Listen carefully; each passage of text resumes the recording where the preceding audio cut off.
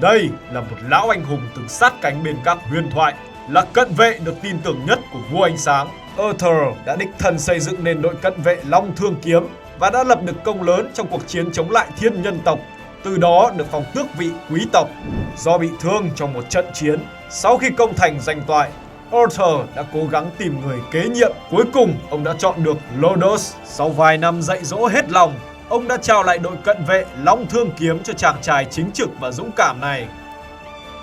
Chỉ số cá nhân nổi bật nhất của Arthur là phòng thủ ở mức SS lên tới 167, rất ấn tượng. Đây thật sự là một quân bài phòng thủ đích thực. Chỉ số này sẽ ít nhiều làm nản lòng cho đội hình công đối phương trong trận đấu.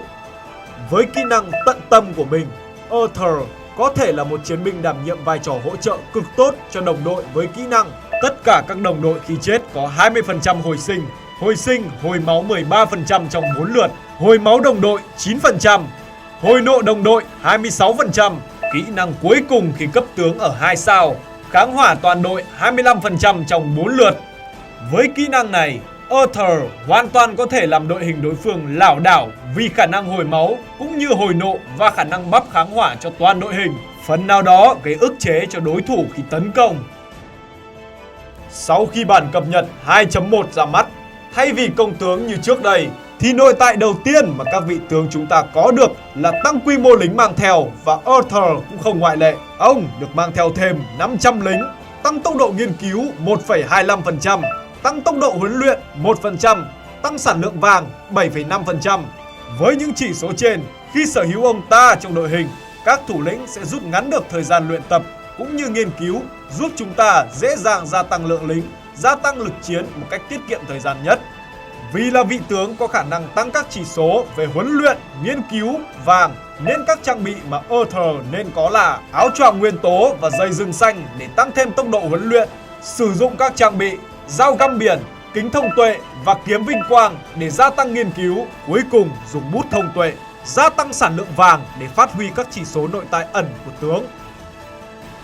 Với các chỉ số cá nhân, kỹ năng và nội tại ẩn như trên, Arthur thể hiện rõ ưu điểm là thủ mạnh, trụ lâu nhờ chỉ số thủ ở mức SS, khả năng kháng hỏa toàn đội tạo lợi thế cho bản thân và đồng đội, hồi máu, hồi nộ chớp nhoáng gây khó chịu lâu dài cho team bạn trong bất kỳ trận chiến nào. Tuy nhiên, Arthur cũng có một số nhược điểm để khai thác khi xuất hiện trong team địch như sau: không có đột phá về công tướng vì ông sở hữu công cơ bản, không có khả năng lật ngược thế vì bộ kỹ năng thiên về phòng thủ của bản thân.